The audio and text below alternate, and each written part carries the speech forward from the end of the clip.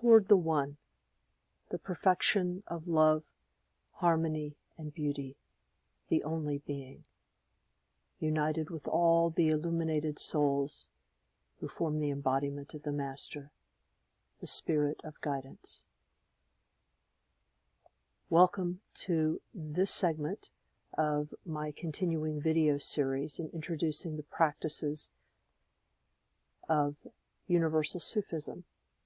And this particular video will focus specifically on the practice or various practices of Sufi contemplation. Now, Sufi contemplation is a very wide area of inquiry and practice, and various teachers within the larger Sufi tradition will often say different things about it. However, especially in the Chistiya order, of which Hazrat Nayat Khan was a principal member, that was his principal inspiration, contemplation holds a very special place because it is connected not only with the more traditional Sufi practices of concentration and mental purification, as it's often called, but the manner in which the Chistiyas often focus this. The Chistiyas are known for their productions of music and healing and their connection to poetry in particular.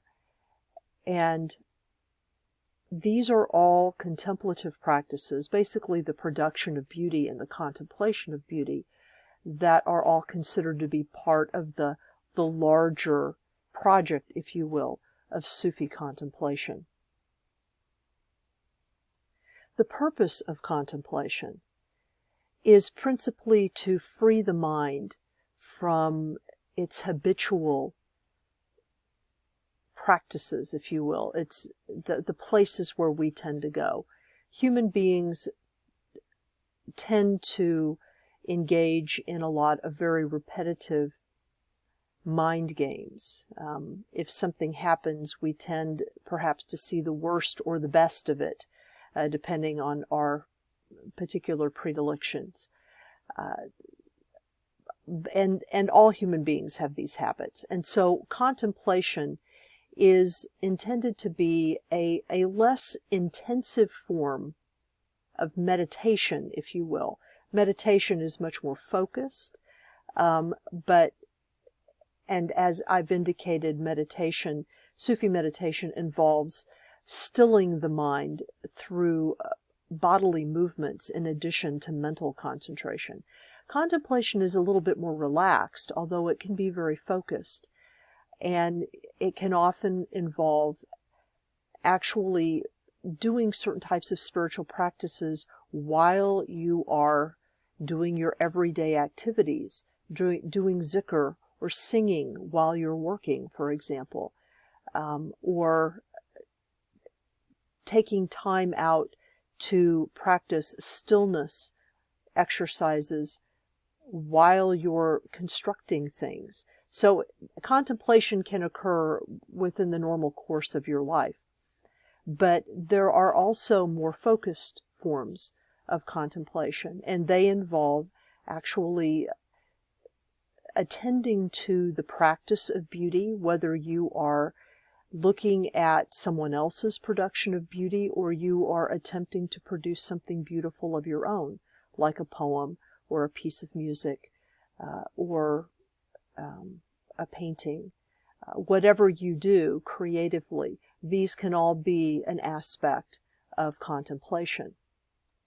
So it's best to sort of read a little bit about what Hazrat Nayat Khan says about contemplation and how he connects it to concentration and meditation. Contemplation is the repetition of a certain idea, and this repetition materializes that idea. Those who have been able to accomplish great works in the world have been contemplative people. Often they do not know it. It is the continual repetition of a certain idea which creates the idea, which brings it into being in the physical world. For instance, those who can contemplate on health can bring about that perfect health which no medicine nor anything else can give. Those who contemplate upon inspiration will show inspiration. Those who contemplate upon strength and power develop strength and power.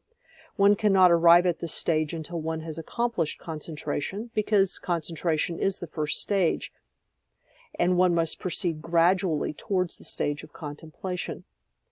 Cui's idea that one should say every day in every way, "I am getting better and better," is something which has been known to the thinkers for thousands of years. Upon this, the whole method of mysticism has been based. But he skips the first part, concentration. What he prescribes is contemplation, which is the second part. So first you have to have a focus, but then contemplation is a widening of that focus, and an application of that focus. And sometimes it also involves the ability to see beyond what is right before you. The best way to do this is just to give you some examples. So that's what I'm going to do here. About 20 years ago, I was given, during a difficult time in my life, a meditation contemplation by my first Sufi teacher.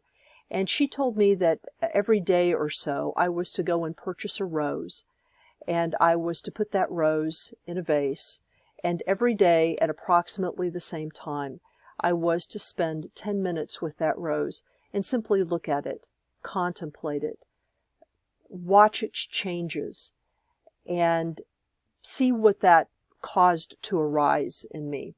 And I was to do this for a period of time. And as soon as that rose died, I was supposed to go get another one. So I did this. I did this for months. And in fact, during the time period in which this occurred, a very important person in my life died. And in fact, I was the person who found them deceased. And I continued this practice through that time of their death, through the funeral, and for several months afterwards. And of course, what I ended up watching were many, many, many roses purchased, at the height of their beauty, and then gradually watching them wilt and fall over and fall apart because the petals fall out. And I learned many things during that time period about letting go, and about how beauty comes and goes, and how love in our world comes and goes, at least the outer signs of it. I also learned that roses, as they begin the process of wilting, they will bloom and swell up suddenly, and then they will become very fragrant and almost swollen, as if they are, in full life. But of course, they are actually dead because they've been cut. And then they will fall away. So I learned a lot of different things about sort of the process of letting go and dying, and how, roses, they just go through this process. They don't think about it. There's no narrative. And of course, we don't assign any narrative to it. But I learned later on that this contemplation of the rose is actually a classic Sufi contemplative practice, and has led to the rose being considered sort of one of the symbols, if you will, of Sufism. And of course, almost everybody who knows anything about Sufism has heard about Rumi and the practice of writing poetry in Sufism. And so I wanted to read a short poem by Rumi so that you could kind of think about how to contemplate these images. A story is like water that you heat for your bath. It takes messages between the fire and your skin. It lets them meet, and it cleans you. Very few can sit down in the middle of the fire itself, like a salamander or Abraham. We need intermediaries. A feeling of fullness comes, but usually it takes some bread to bring it. Beauty surrounds us, but usually we need to be walking in a garden to know it. The body itself is a screen to shield and partially reveal the light that's blazing inside your presence. Water, stories, the body, all the things we do are mediums that hide and show what's hidden. Study them and enjoy this being washed with a secret we sometimes know and then not. So thinking about that poem, and I would invite you to stop the tape and think about it, or re-listen to it a few times. Thinking about that is what contemplation is about. Letting beauty wash over you. Letting yourself be absorbed in it so that it can change your perspective about what is in the world and what the core of the world and the core of you are. That's really what contemplation is about, to find the secret core of things, the secret core of beauty. And then there's music. And I will sing here a short song, a short zikr, and you can listen to it and let it take you somewhere. Subhanallah, alhamdulillah, wa la ilaha illallah. Subhanallah, alhamdulillah, wa la ilaha illallah. Allah, Allah,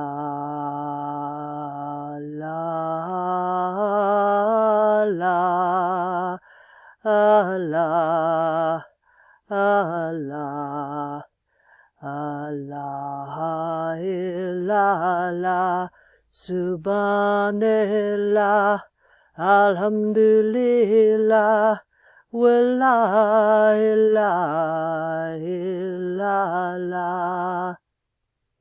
Subhanallah, alhamdulillah, wa la ilaha illallah. And of course, you don't have to contemplate other people's beauty. As I said, if you write or paint or do music on your own, and even if you don't, you can still do whatever it is you do with the attention that contemplation can bring. So that, for example, one of the things that I did a few years ago when I was going through a difficult time period was every single day I would sit for about 30 minutes and I would read through the poetry fragments of Sappho. And I would take some of those fragments, which sometimes are just single words or single phrases, and I would see what poetry suggested themselves, or what images suggested themselves around those words. And I wrote a whole series of poems expressing what was going on in my life at the time. And these came directly out of these contemplations. So this is one of those poems. Long ago, there might have been a specific offering: sheep, chickens, new fruits, a goat given up for lost comrades, memories of children not withheld, who might have played instead. We no longer give to gods to keep us from disaster, but neither do we really believe in anything, save the ugly conceit of inevitable decline, entropy as muse against the possibility of actual transformation. And here's another one of those poems from that time. I would not think to touch the sky with 2 arms, or 2 hands outstretched, if my heart were not the offering. So see what you can do with contemplation. The possibilities are endless. Make some beauty, observe some beauty, allow yourself to rest in some beauty, and see how that transforms your life, even for a day.